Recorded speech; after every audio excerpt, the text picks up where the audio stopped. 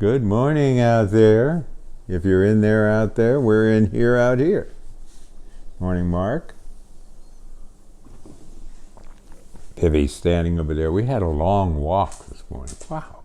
But this feels good. You know, we were kicking the leaves. And there's Vivi's nose.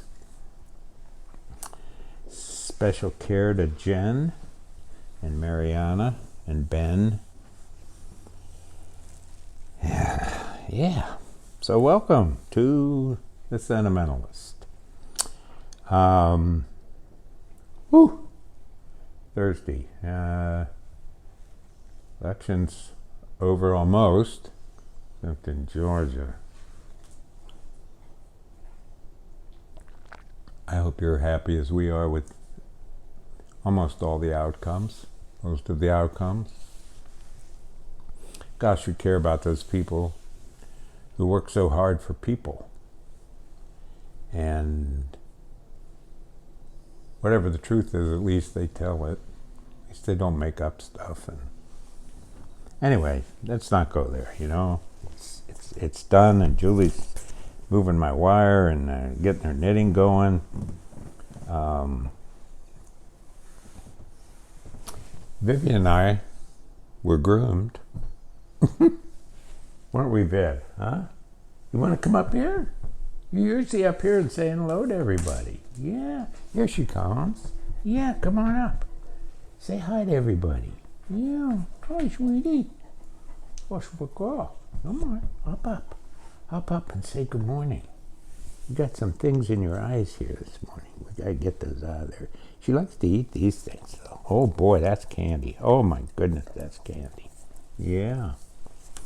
And her friend Mariana is out of ICU. Yay, she's at Mary Free Bed and now for the long haul, for the marathon. Learning to breathe. And months ahead. We'll do our best to keep you going. We, our friend, I've been reading a book called The Farmer's Son, about this guy. Oh, I got the paw on my knee. Come on, up. Come on, say hi to everybody. Up. Okay. Obedience training. See? Well, the sentimentalist likes to just talk about what doesn't really matter. And I believe in that because I think we're mixed up. I think what doesn't matter matters.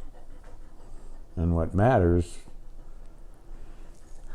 in the long run, I think that doesn't matter. You know what matters? Vivi's paw on my knee. That matters. And walking with Vivi this morning, and our neighbor Rick came by. He takes a long walk every morning, real fast when I can't do, but boy, it's wonderful that he does that. And we talk about the weather. But what's important is, good morning, Rick. And then John coming by with his dog. Good morning, John and Einstein. And John and Einstein taking their walk. Vivi's really probing here. This is interesting. How you doing? You want to be on TV, YouTube? Anyway, I read The Farmer's Son, and holy cow, there's all this stuff that's in Ireland. It takes place in Ireland. And there's all this stuff that I never knew about, raising cows and sheep and in the mud, and every 4 hours you're up, and they even have a winch to pull a lamb out of a ewe. Or as Ruth was saying, her partner Mary, their wife Mary, they have a sheep farm. Look at this. What are you doing? What is it you want? There's something you want. You want to go over there with Julie? You want my coffee? I see. Come on. Oh, my goodness. Come on. We're running out of time with you. Yes. There she goes. Okay, look out the window. Good girl. And then she'll say, no, I don't want to be here.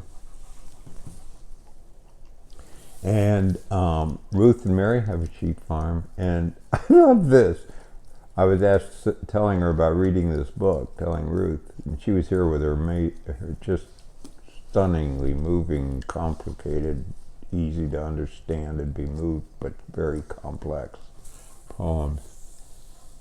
I shouldn't say easy to understand. I should say accessible or readily available to experience. I'm trying to change the word read to experience, because I think the word read in our culture just means get, the information. And we need to change the word in school and everywhere to experience when we're talking about literature. What was the experience?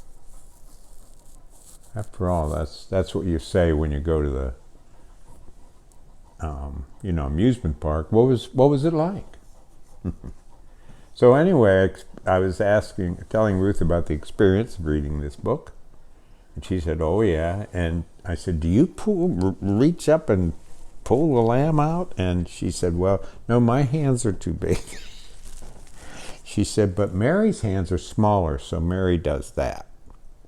And then they set the alarm for every 4 hours to go out and check and feed, and etc. Come on. How come I can't turn on the news and hear Ruth and Mary had 15 lambs this morning? God, that's the little town I grew up in. It had a weekly newspaper, had stuff like that in it. Really did. It had a thing called the Amish Notes, and this Amish woman wrote it, and she would be all run-on sentences, and they were beautiful, and they were run-on sentences like, Amos Byler has come down with COVID, and the tomatoes are up. And it would just keep going like that. It was wonderful, juxtapositions. Well, I have to write a poem about a hairy woodpecker. Let's see, good luck with that. Now, the hairy is bigger than the downy, and usually you have the experience, is that a hairy, is that a downy? That's a downy. No, that's a hairy. No, that's a hairy. No, you can tell. And it's just like this, And anyway, there's this Appalachian, the University of Georgia Press, they're doing the entire ecology of Appalachia and writing about every single plant, bug, tree, bird, animal. And I got the hairy woodpecker. And I used to know a hairy woodpecker, but boy. Okay, I did this, there's this wonderful group that meets weekly in Cincinnati. Two of the poet laureates of Cincinnati, one former, one now, are in this group. This is such a thing. They spent 6 weeks talking about reading and having conversation, etc., about the book, a collection of mine called Practicing to Walk Like a Heron. And so then in the 7th week, they invited me to be on Zoom with them. And it was wonderful. They liked some of the things, and then they talked about the poem Roustabout as a stereotype, and pretty much got me convinced. I screwed that one up. One of the people said, "How come you don't use any figurative language?" And I said, "'Cause I'm not any good at it." And they said, the person said, "Well, if it's going to be a poem, it has to have figurative language. It just does." And I said, I didn't know that. They said, "You don't use any similes, except in the title, Like a Heron."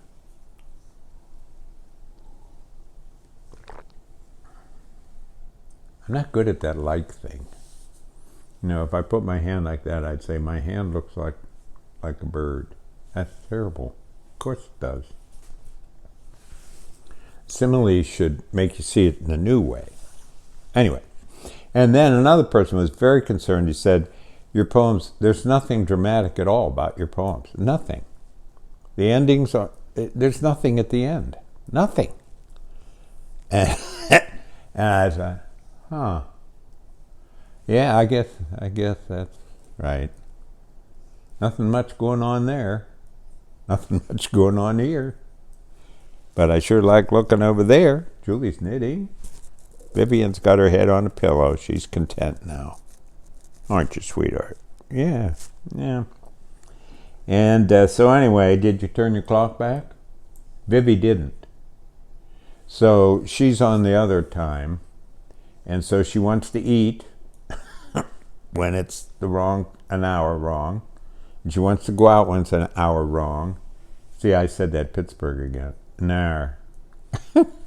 What's an hour? An hour. And she just can't get her clock back. So we have to slowly. It'll take about, what do you think, a month? About a month, Julie nodded. Before her clock goes back. And I set the house on fire. Yeah. I was trying to set the timer for the coffee, and I hit the wrong button and hit the microwave button instead of the timer button, and forgot that there was a loaf of bread in there.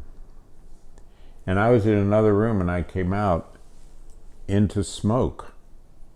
I mean smoke everywhere. We had to open the doors. I grabbed the thing, I threw a towel over it, I burned my hands, threw the bread into the sink, and then Julie, it harms, but it's not good for her. Let's just put it that way. To have a lot of smoke, well, it's probably not good for anybody. Anyway, the smoke was everywhere. Doors open, windows open, and of course I broke my nose 4 times so I can't even smell a cow dung. But Julie can smell mosquito dung. And so the windows and the doors have been open for 8 days. No, not that long. Okay. That's about all the news that is in news here from Lake Woe-be-way-away. Keep smiling. Oh, David Myers has a new collection of essays out. They're about odd things. And one of the chapters that I read last night said, if you smile, it makes you happy, and if you frown, it makes you sad. That they've connected the physicality to the emotionality.